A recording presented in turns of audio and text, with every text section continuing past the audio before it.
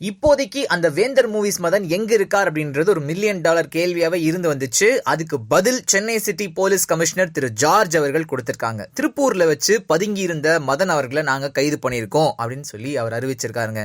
So அந்த 80 கோடி எங்க இருக்கு, உண்மையிலேயே பச்சைமுத்துக்கிட்ட கொடுத்துட்டாரா, மதன் கையில தான் இருக்கா, இல்ல வேற யார்ட்டையாவது கொடுத்து வச்சிருக்காரா, இதுக்கு மேல மதனுக்கு என்னென்ன மாதிரியான தண்டனைகள் இருக்க வாய்ப்பு இருக்கு, எங்க அவரை ப்ரொடியூஸ் பண்ண போறாங்க, எப்படி அவர்கிட்ட விசாரணைகள் நடக்க போகுது, அப்புறம் அவரு ஏற்கனவே வச்சிருந்த அந்த படங்கள்லாம் ரிலீஸ் ஆகுமா ஆகாதா, அது இருக்கிறதுலே கடைசி முக்கியமான விஷயம் என்னன்னா, வேந்தர் மூவிஸ் மதன் திருப்பூர்ல பதுங்கி இருந்திருக்காரு, அவர் அங்க வச்சு கைது பண்ணியிருக்கோம்னு சொல்லி சென்னை சிட்டி போலீஸ் கமிஷனர் திரு ஜார்ஜ் அவர்கள் சொல்லியிருக்காங்க சார்.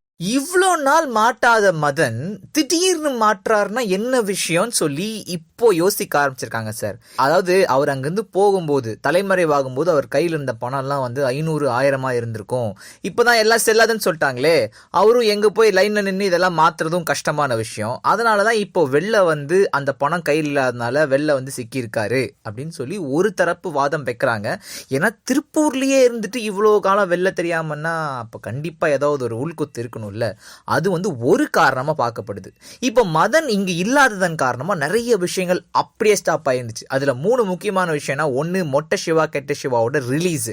ஏன்னா இவரு பினான்சியர், இவர் இருந்தா தானே எல்லா விஷயத்தையும் பண்ண முடியும். ஸோ இப்போ அதுக்கான ஒரு பதில் கிடைக்கும். ரெண்டாவது, நம்ம சிவகார்த்திகேயனுக்கு முன்னாடி அட்வான்ஸ் கொடுத்திருக்காங்க மதன் அப்படின்றது தெரிஞ்ச விஷயம் தான். இப்போ சிவகார்த்திகேயன் அந்த அட்வான்ஸுக்கு என்ன பண்ண போறாங்கன்றதுக்கு பதில் சொல்ல வேண்டிய ஒரு கட்டாயத்துக்கு ஆளாகிறாரு. மூணாவது விஷயம் சொல்லி பாத்தீங்கன்னா, SRM யூனிவர்சிட்டியோட தலைவர் பச்சைமுத்து அவர்கள் பத்தி இது வரைக்கும் அவர்கிட்ட நிறைய கேள்விகள் கேட்கும்போது எல்லாம் மதன் தான் காரணம், அவர் தான் காரணம், இவர் தான் காரணம்னு சொல்லிட்டு மத்தவங்க மேல பழி போட்டுட்டு இருந்தாரு. சோ இப்ப மதன் வந்துட்டதுனால அங்க இருக்கிற எல்லா லூப் ஹோல்ஸும் அடைஞ்சு கேள்விகளுக்கு பதில் கிடைக்கும் அப்படின்னு சொல்லி நம்புறாங்க சார். சோ இவ்வளவு நாட்கள் மக்கள் மனசுல இந்த $1 மில்லியன் கேள்வி, மதன் எங்க இருக்கார் அப்படின்றதுக்கு பதில் தெரிஞ்சிருச்சு.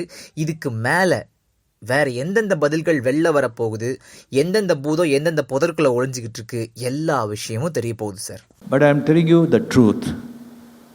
In this 2.2, the hero is not Rajnikant. Akshay Kumar is the hero. Oh. I have not given choice. If they had given the choice, I would have selected that character.